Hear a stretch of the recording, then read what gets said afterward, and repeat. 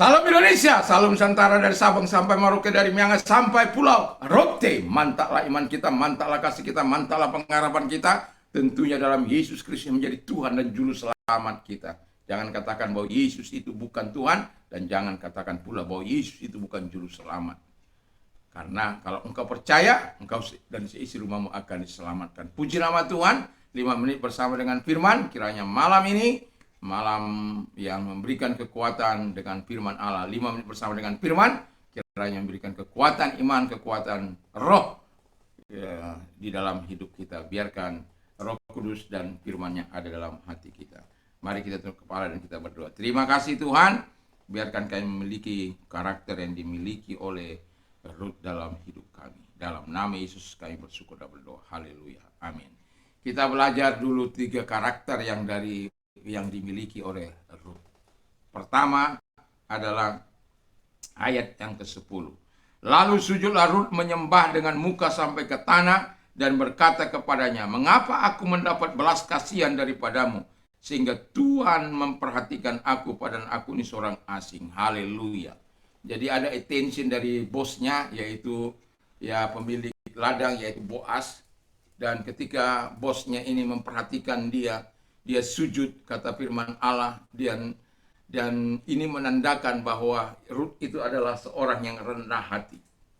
Karena dia berkatakan, saya ini orang asing, saya nggak layak menerima kebaikan bos yang begitu luar biasa. Saya tidak layak menerima segala hal yang ditunjukkan oleh sang pemilik kebun itu atau ladang itu.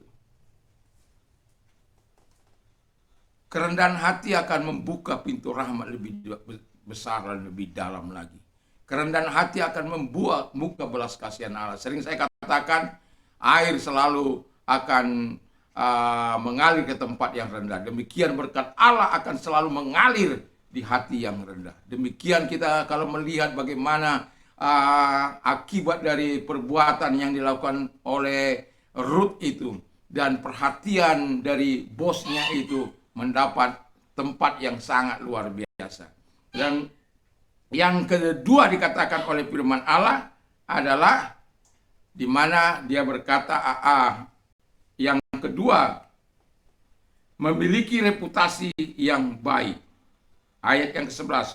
Boas menjawab, "Telah dikabarkan orang kepadaku dengan lengkap segala sesuatu yang engkau lakukan kepada mertuamu sesudah suamimu mati, dan bagaimana engkau meninggalkan ibu bapamu dan tanah kelahiranmu, serta pergi kepada suatu bangsa yang dahulu tidak engkau kenal." Jadi kita bisa melihat reputasi yang sangat luar biasa.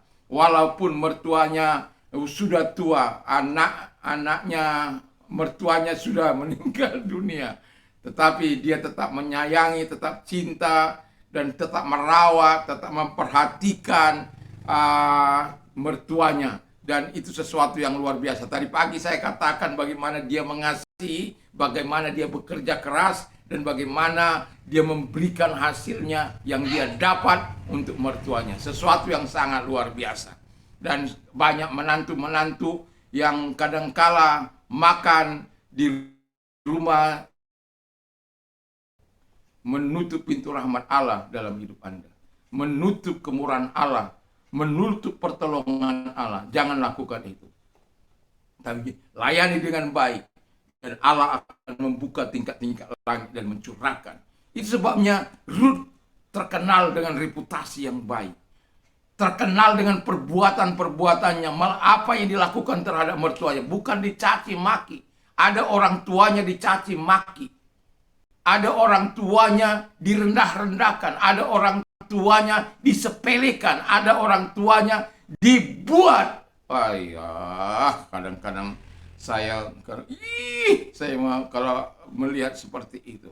Tapi saya mau katakan kepada kita, mari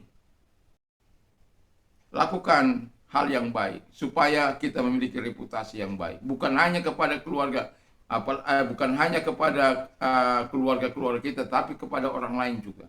Mari kita belajar membuat reputasi yang baik dalam hidup kita.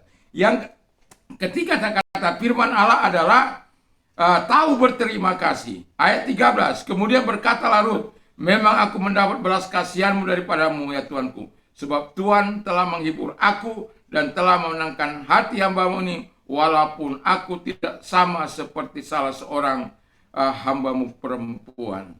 Dan di situ kita bisa melihat bahwa dia adalah orang yang tahu berterima kasih.